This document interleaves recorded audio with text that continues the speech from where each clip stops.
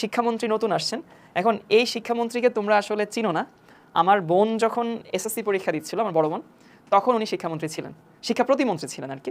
তো উনি তখন কি করতেন জানো, বিভিন্ন কেন্দ্রে কেন্দ্রে হেলিকপ্টার নিয়ে যাইতেন এবং গিয়ে হচ্ছে দেখতেন, তখন আবার নকলের যুগ ছিল, অনেক নকল সাপ্লাই হতো, বাড়ি থেকে কাগজ যেত। তো উনি এরকম কেন্দ্রে কেন্দ্রে গিয়ে একেবারে নকলটা বন্ধ করে দিয়েছিলেন এই সময়, এবং এটা খুবই প্রশংসিত হয়েছিল। তো যদি সেই লেগেসি আমরা চিন্তা করি, তাহলে হওয়ার কথা প্রশ্ন কঠিন, কঠিন মানে অন্যান্য বারের তুলনায় কঠিন।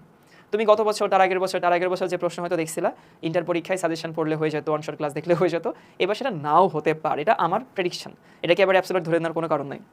আমি ধরে নিলাম কঠিন প্রশ্ন হবে, সবগুলো বোর্ডে অভিন্ন প্রশ্ন হবে। এটা আমার পছন্দের একটা জিনিস হয়েছে, কারণ কোনো বোর্ডে অনেক কঠিন প্রশ্ন হয়তো আগে, কোনো বোর্ডে ইজি প্রশ্ন হয়তো, কিন্তু যখন তুমি অ্যাডমিশন দিবা তখন তো সব বোর্ডের হিসাব নিকাশটা একসঙ্গে আসতো, তখন একটা ডিসক্রিমিনেশন তৈরি হতো আর কি। এবং ধরো যশোর বোর্ডে যারা আছে, কুমিল্লা বোর্ডে যারা আছে, সিলেট বোর্ডে যারা আছে, আমি সারা জীবন শুনে আসছি যে এরা আসলে খালি বলে, ফুয়াদও আমার এখানে পাশে আছে, যে ঢাকা বোর্ডে যারা পরীক্ষা দেয় তাদেরকে নাকি সহজ প্রশ্ন করে। এটা বাকি সব বোর্ড এই কমপ্লেইনটা তাদের থাকে যে ঢাকা বোর্ডে ইজি প্রশ্ন করে। এখন এইবারে সেই সুযোগ নেই, এটাও কিন্তু একেবারে কংক্রিট না, এটারও সম্ভাবনা বেশি, এটা হওয়ার সম্ভাবনা বেশি যে সবগুলো বোর্ডে একই প্রশ্ন পরীক্ষা হবে।